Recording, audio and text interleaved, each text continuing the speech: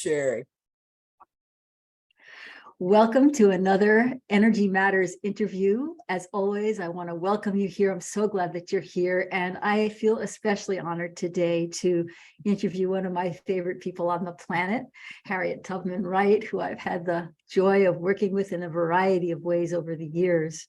So we're going to be diving in just a moment. But before we do, let me just say that Harriet Tubman Wright is an author of Releasing Stress, Creating Serenity. And she's empowered thousands of mature spiritual women to express their creative essence and leadership capacity since 1971.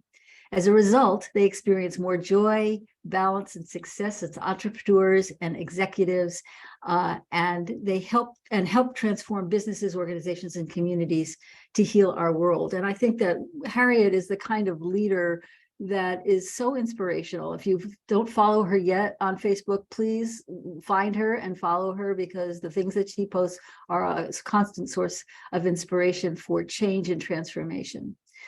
She says those who are stressed and frustrated doing unfulfilling work learn to express their true essence and share their soul-aligned gifts to live healthy and prosperous lives on purpose, doing what they most love to serve others. With 2 master's degrees and a lifetime committed to mastery and service, Harriet brings elder wisdom and inspiration that shifts perspectives and changes lives. Welcome to you, Harriet. I'm so happy that you're here. Thank you. I'm pleased to be here. So let's go ahead and dive in. Let's begin with your name. You know, I know there's a story behind how you came to Harriet Tubman Wright. I wasn't sure at first if it was a birth name or a chosen name, the Tubman part of your name. So I'd love to hear, what's the backstory? How did you take this name, and how does that relate to the kind of work that you do now? Thank you for asking that question. My birth name is Harriet Yvonne Wright. Whenever I was somewhere and they would ask, well, what's your name? And I would say Harriet, like Tubman. Because if I didn't say that, they'd say, oh, hi, Helen. Hi, Hazel. Hi, Henrietta. But they would remember Tubman. I've worked in many different settings, and I worked with the city of Oakland in a number of different departments, and something happened that I was not happy with, and so I definitely sent my retirement papers in. And when my retirement was official, I felt like I have left the plantation, and therefore I'm taking the name Harriet Tubman Wright. And in terms of, my work with women, and I've worked with women since the 70s, quite honestly,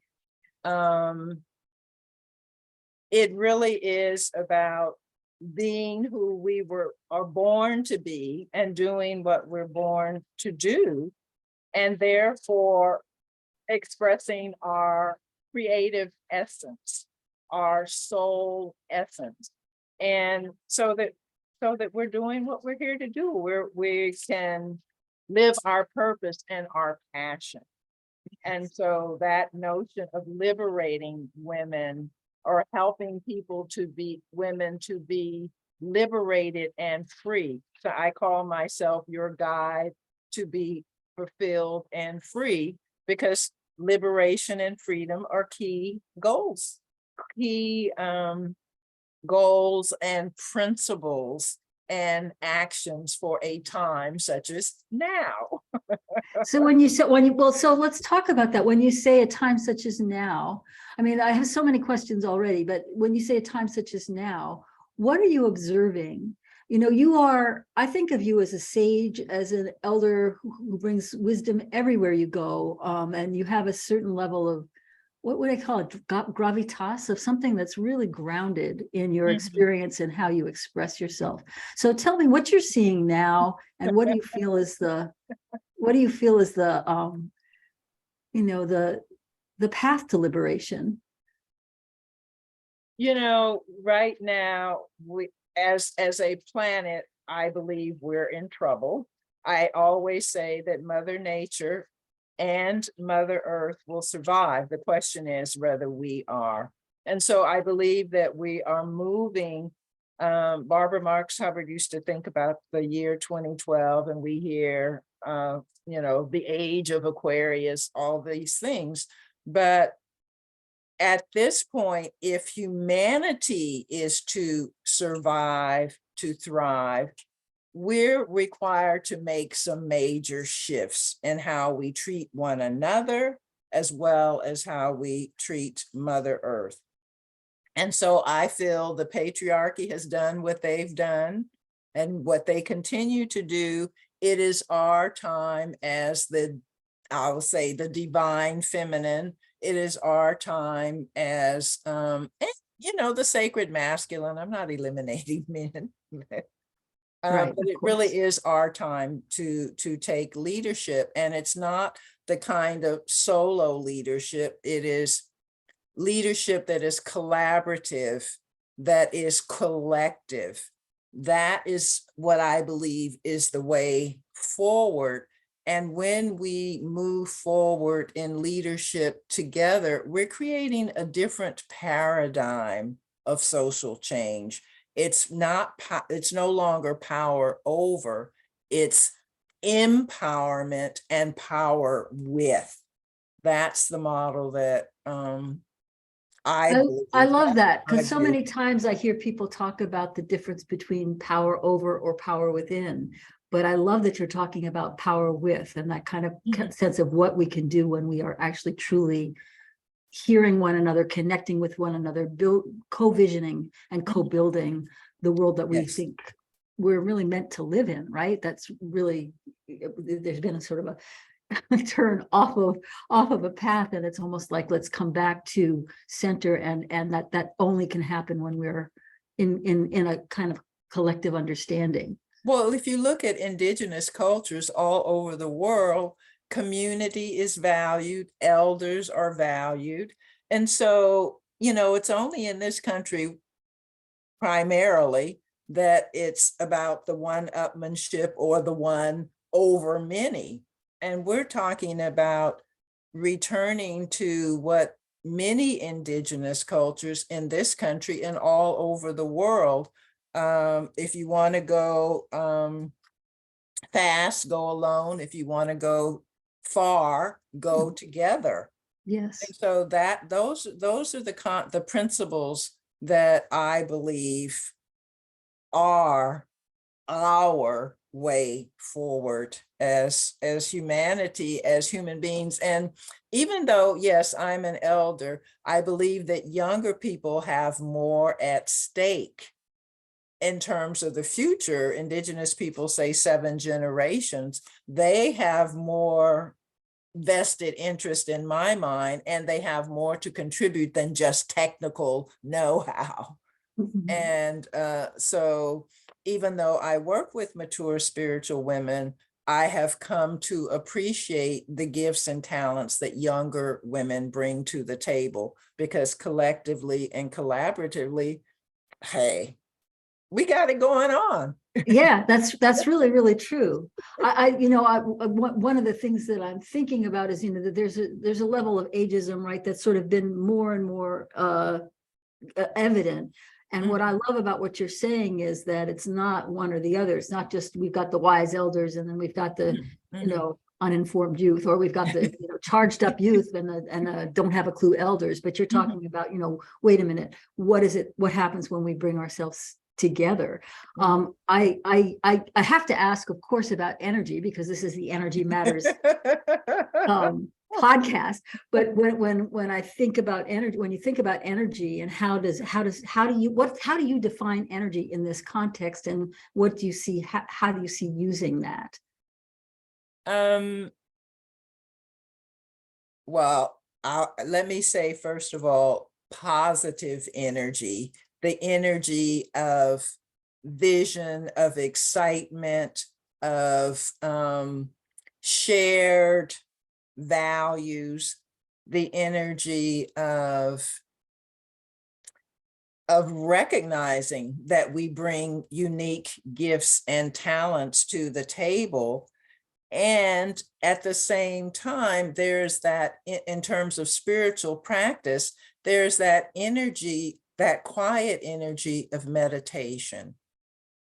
There's that quiet energy of, it can be quiet, of prayer, but prayer can also be dance. And so there, there are different elements of energy, because I can get really excited and as people say, juiced.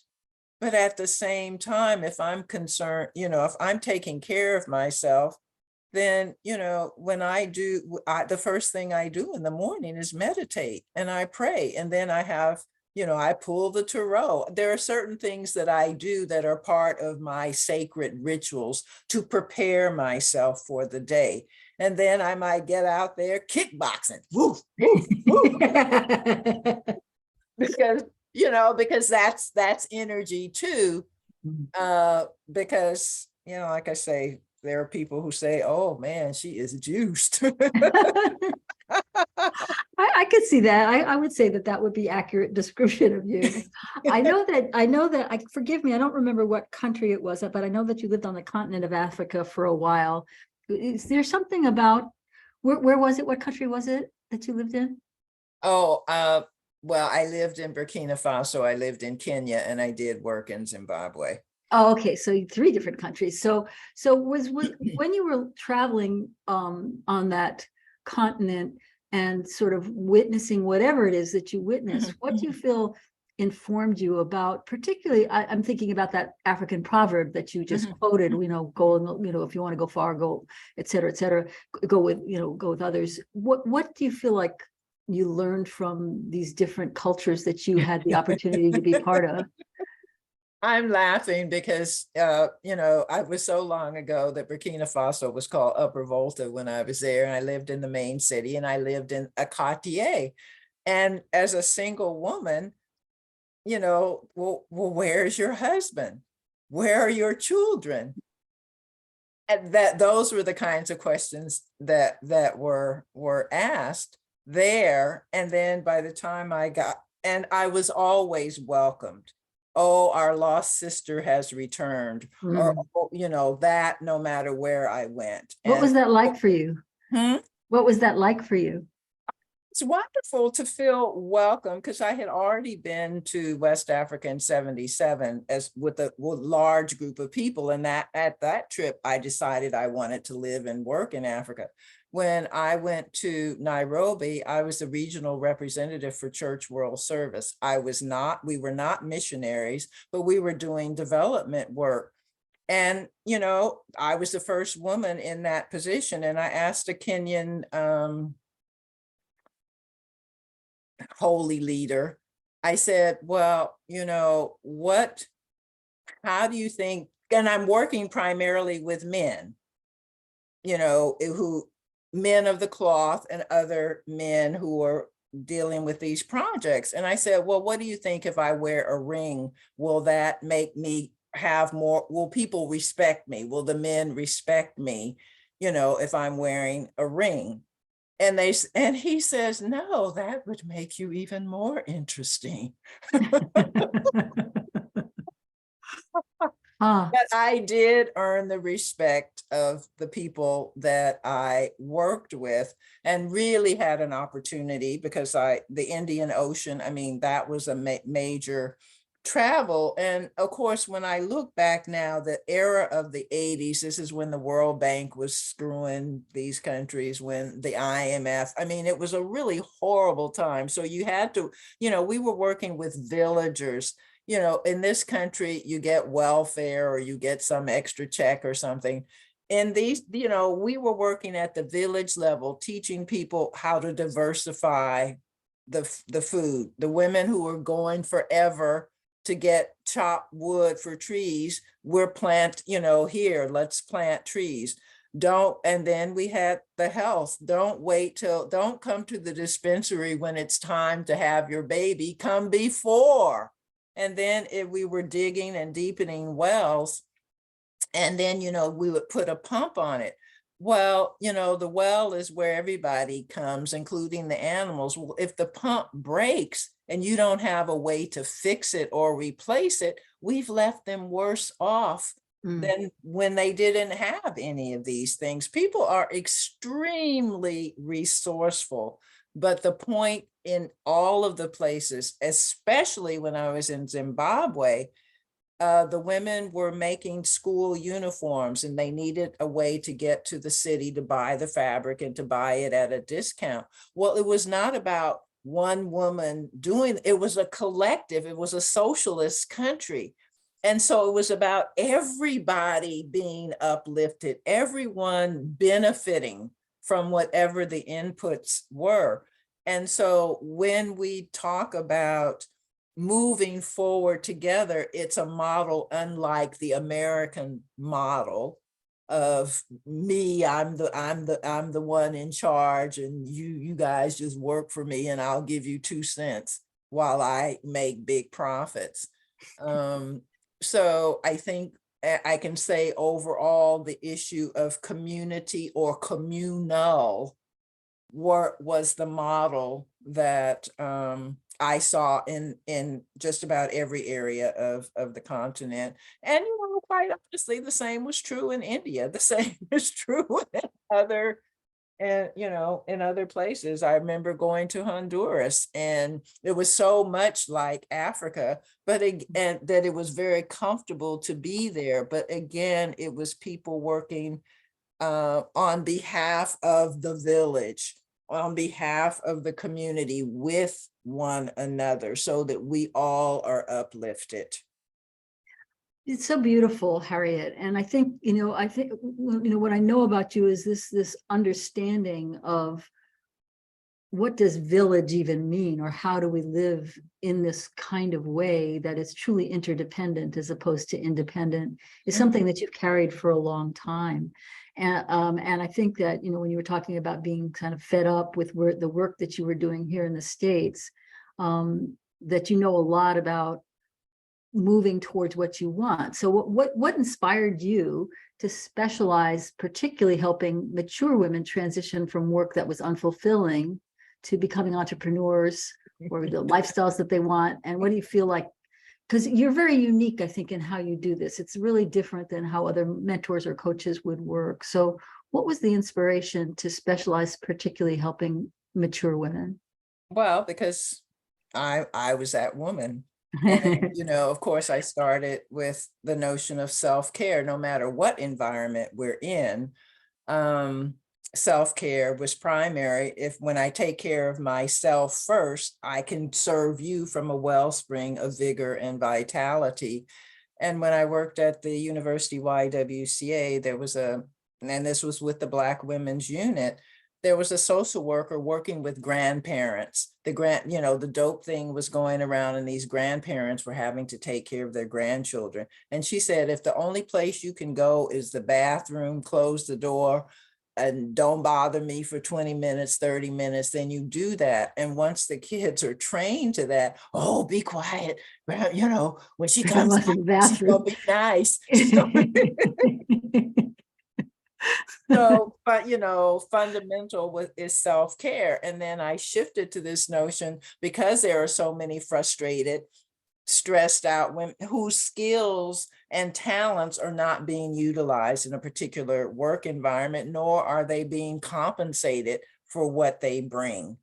And so when I started a project with a group of women on prosperity. It was a 6-week course, and they got so much out of it. They said, well, what's next? So I had to create another 6 weeks. And I brought in some experts because we were going to another level of managing our money. And all of those clients became one-on-one clients, many of them VIP clients. And so I worked with them over a period of time.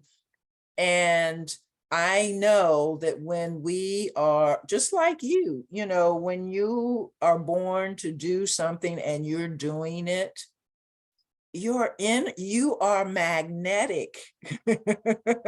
People want to sit at your feet, so to speak, but you because you're bringing your whole self, your Mhm. whole passion and purpose to serving others. And I mean, I don't know what's better than that. Yeah, I so agree. Thank you. It's beautiful. I was thinking that, when I was thinking about the challenges that mature women face making career changes like this, or having maybe an identity that is not about that kind of whole being, right? The whole of who you are, right? Because so much of how work functions here tends to be very segmented, and you only have to, show up as the professional or the this and the that, and it's not a holistic model at all. So is that some of the challenges that you find with mature women who are looking to make the kind of transition you're coaching them on?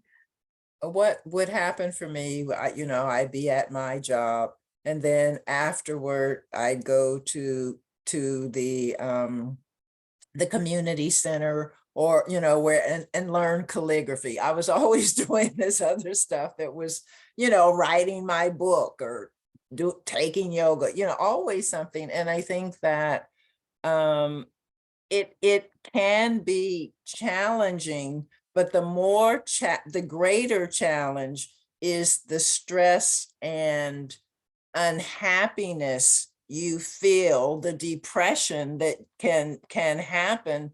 It's just, it's like a plant that didn't get watered, and you're Mhm. just wilting, and slugging yourself to a situation that is absolutely not healthy. You can't thrive in that situation. And so when I'm working with women, it is about what is your true passion? What is it you really enjoy? I mean, I thought I was going to be Nina Simone, and my father said, you know, violin is, you can play one instrument. And I played violin, and I was first violin, and I was in the Modern Dance Honor Society. So I know that creativity is what brings me to life. And so I use that in working with people, whether it's vision boards, whether it is altars, alter your life with spirit and style. Worked a lot with women around altars. And again, it is helping to tap into your true essence. You're operating on it's not an intellectual, it's much more of a heart and soul, so to speak, kind of. And so that's why, I will say body, mind, spirit, soul, because that's the holistic health, and it's healing, health, and wholeness. And when that you are operating from that whole person energy, you light up the room, and you or benefit, because people want to be around you. They want to work with you. They want to support you. They want what you are. And so, there's great benefit to being, I mean, you know your own journey, and coming to the work that you do, the ways that you heal others. It was a process, it was a journey, and it didn't start with you out of the womb saying, I'm going to be a Qigong master. No, it did not. And with you, I mean, you're somebody who is so highly creative, and, you have so many expressive arts at your fingertips. There's so many tools that you bring. Can you share a story of one of your clients who made a transformative change in their career or their life, and what they And did to get it's there? really, I'm not going to say her name, but I did start working with her in her role in San Francisco in public health. And there, over a period of time, and there was I would go in there and work with the staff, and there was a unhappy situation that enabled her to transfer to another part of the system. And then she became a mindfulness expert. Mm. She had all of these tools that she was gathering, but she has this vision, the right within experience. And just last week she did the first sampling of it, so to speak, like the what do you call it before you do the real thing? The beta version. Beta, Yeah. yes, the beta. And I mean, there were close to 100 participants. She had it all videotaped and so that it's like when you learn, and then when you come out for the real one. And so she is someone that I worked with over years. Whenever she sees me, she will always acknowledge the ways that I supported her on her journey. And I mean, I feel like I'm very proud and pleased, because this was always who she was, but she was in an environment that didn't appreciate her gifts. Mhm. Did that, and so she, So what you do is you're really actually creating the environment for growth, for people to really grow into the full essence of who they are through the ways in which you absolutely. can see, reflect, inspire, support, all these Mhm. different ways in which you help people express themselves in ways they haven't felt welcome to before. It's Yes, yes, yes. I mean, we are multi-talented, we're multifaceted. And so to guide my clients on this journey of discovery, and sometimes it's a journey of recovery yeah, for sure, for sure. as well. And Yeah. I use these terms, cultivation, activation, uh elevation, liberation, destination, because we're all on a path, and some of us get there sooner than others, but when we get there together, then the word is celebration. All right. The final Asian celebration. Yeah, one of the things I loved, one of the people I love to follow, Dr. Pretty Sperry, always says, "We're going to get there, baby." And I was like, "Oh yeah, thank you." That's celebration time. Yeah, yeah, Yeah, you got to celebrate. And yeah. you don't have to hang around to wait for your birthday. I mean, there's waking, as my minister used to say, I woke up this morning clothed in my right mind. I love that. I love that. So And great. so, you celebrate waking up in the morning clothed in your Clothed in the right. right mind. I'm gonna hold that when I wake up tomorrow morning. I'm gonna ask, what are you clothed in right now? So, it's beautiful. Well, Harriet, I know that folks are going to want to know how they can work with you more, or what the next step is for them to connect with you and learn a little more about how and what you might do to help elevate, celebrate who they are. So, Well, what would be a way? I do have a gift. It's called the Spiritual Guide for Change Makers: 5 Essential Tools to Lead the Revolution Toward Love, Yes. Light, and Liberation. And this is an image of it. But the idea is it strengthens your commitment and capacity to co-lead your clients and your colleagues through this transformation that this paradigm shift, this transformation.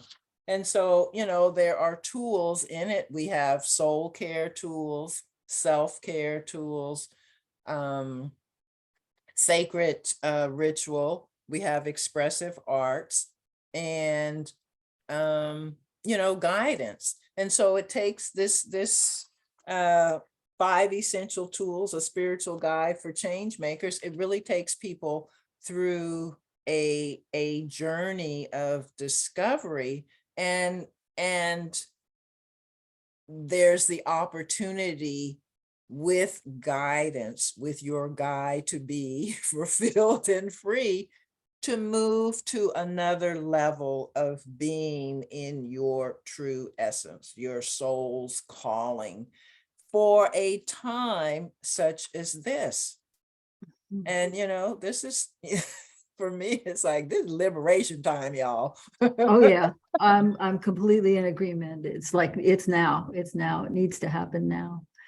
Well, that's great. So what I'd like to do is then I'm going to just put in the show notes, I'll put the link to people so people can download this Great. gift. We get those Great. 5 tools under their belt and start that journey. And then also to connect with you, if they want to connect with you, then we can put a link there also, because I think you people can connect and have a conversation with you. Is that right? Absolutely. I have some complementary conversations, and I have some investment conversations. All right, well, good. Yeah, and of course, what better thing to invest in than really moving into your whole self so that you can be part of the collective as we co-vision and co-create this liberation. So Co-vision and co-create. Absolutely. You use that's it. That's what it's about. I appreciate that we are in the same chapter.